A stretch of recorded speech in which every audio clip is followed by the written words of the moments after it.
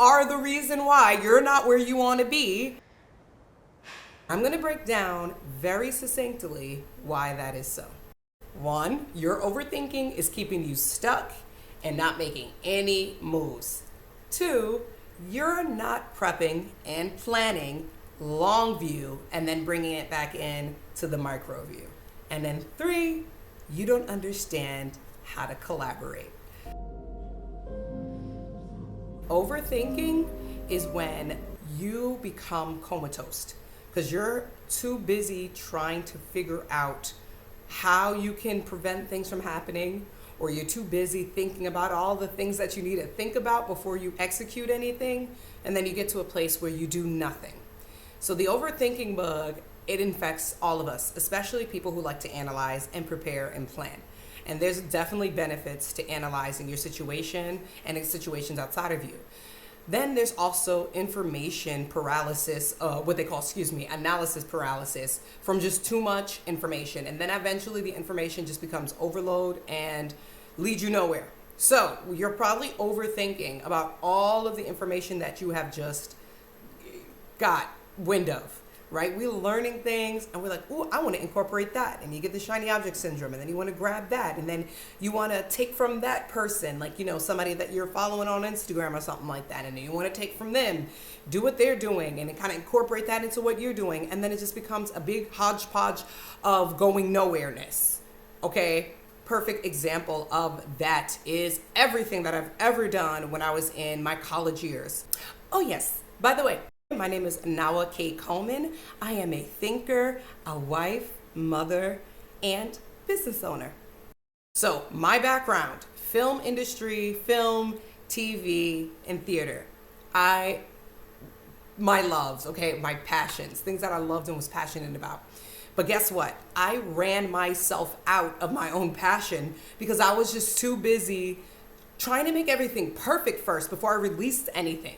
So I would get a project, for example, like when I was in Film 101, it wasn't called Film 101, but it was like Intro to Film. There you go, Intro to Film or Intro to Cinema.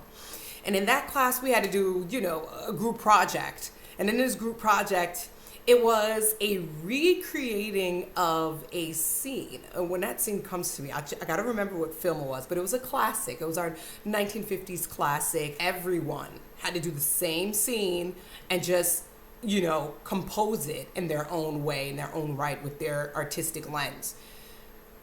Did you know what I got on that assignment?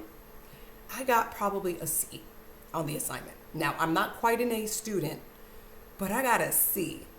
And the only reason why I got a C is because I kept over analyzing to the point of overthinking. Quick side note.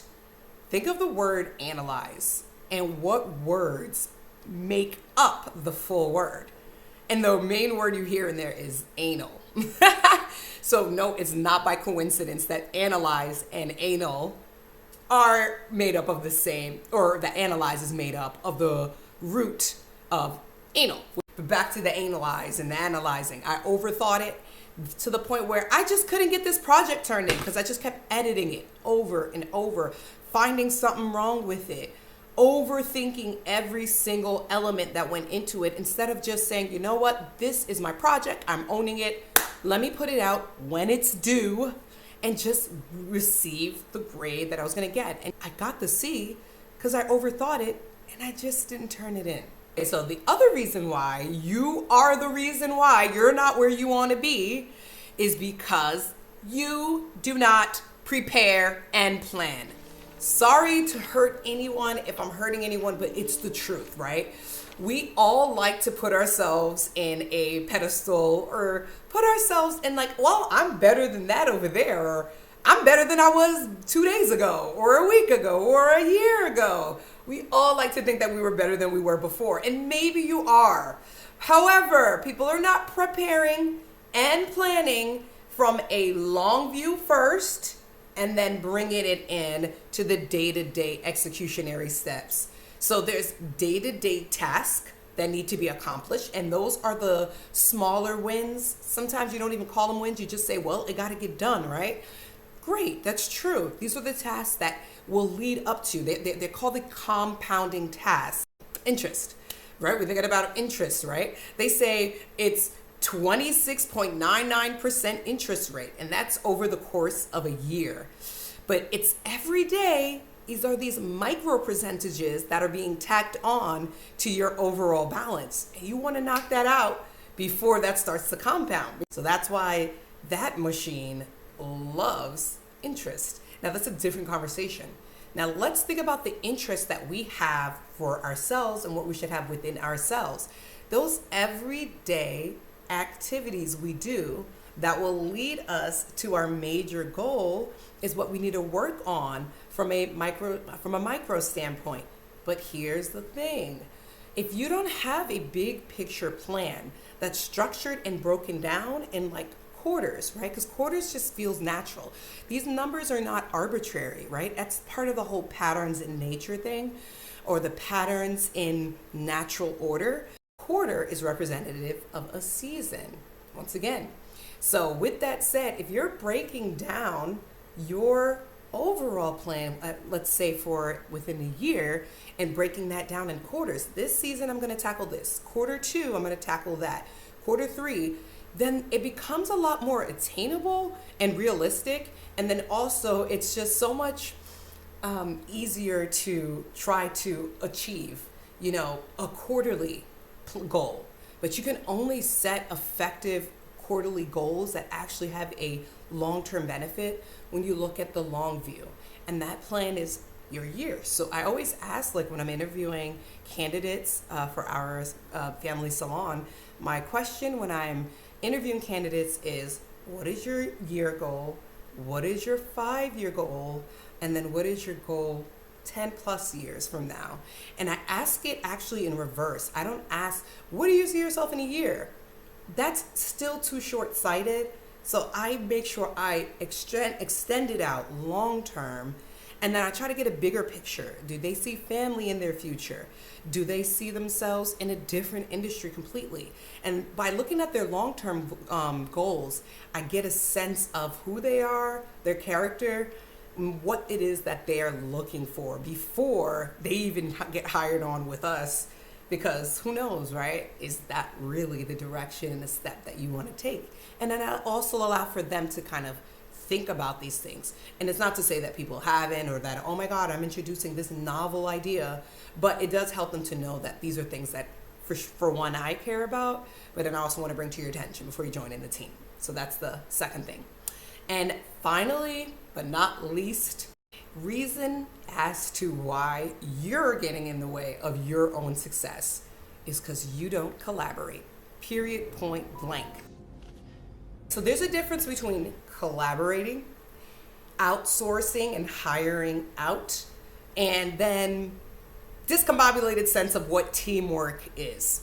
So I'm just going to kind of break that down really quickly.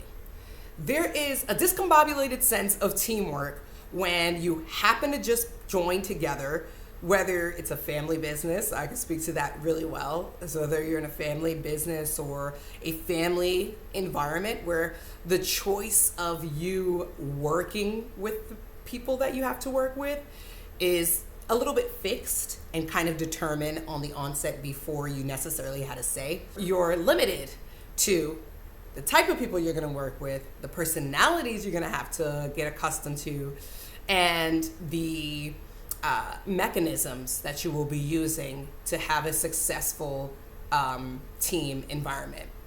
And then the other end of things is hiring and outsourcing out. So there is the dynamic of, okay, if I am a business owner or I have a project and I need X individual or X professional to complete a task, then what I'm going to do is I'm going to hire the person I think is best and fits within my budget to just get that task done.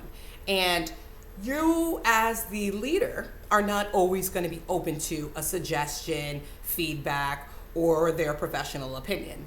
And because you're hiring them, well, you might be the type who goes, I don't have to listen. This is what I want. This is my vision. Execute, and I'm paying you. And that's honestly how, you could operate. I mean, if you're paying someone and they're contracted to do an assignment for you, period. So collaboration is the umbrella for any time you are working with anyone of any background in any setting. You learning the art of give and take. So that art, it's like key. You need that art in your relationships, marriages, partnerships, whatever that is, you need that. Because if you are only doing all the talking and none of the listening, you don't know how much you are blocking. You don't know how much you are missing. And then you also don't know how much you are losing. Money, time, energy, effort, when you don't hear what someone else has to offer.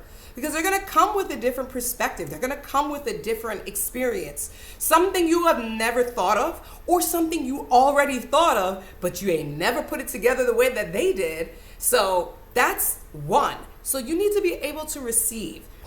Part 2 of collaboration is the giving. Being so reserved or just letting things happen all around you and not necessarily setting any, targets or not steering the ship in any direction, then what? What does that leave everyone? That leaves everyone with a one-sided perspective or just a big old chaos. Because if it's a project you're a part of, specifically if you're leading it, well, then you're going to have to give feedback. You're going to have to not just give feedback, but have to give guidance. And you also have to give some level of accountability in that regard. And it's two sides. And then the giving is how can it benefit those who are working with you? It doesn't matter if you're paying them or not. And once again, it's family, your spouse. You have to be able to make sure whatever you're giving, it can benefit everyone. Of course, starts with yourself. And it's not from a selfish place by any means when I say starts with yourself. In the scriptural context, specifically the Quranic text, it says to save yourselves and your family against the fire. So to that effect, you can't even save your family if you haven't saved yourself, right? When you're on the airplane, and they do the safety instructions all the time. And then they tell you the instructions about the oxygen mask. Before you secure your infant, your child, or any other family members, the first thing they tell you is to put that oxygen mask on yourself first so that you're able to breathe. Then you can help the next person. Because if you don't even have a simple thing as breath, then there is no way that you can, in earnest, effectively save your family. So starting today, we are going to convert overthinking to confidence in my thoughts. I'm going to transition from just getting through the day to a clear and measurable, foreseeable, long view future. Number 3, we're going to move from just working together to learning to collaborate and build a masterpiece. I hope that was able to help you out today, and I will catch you guys soon.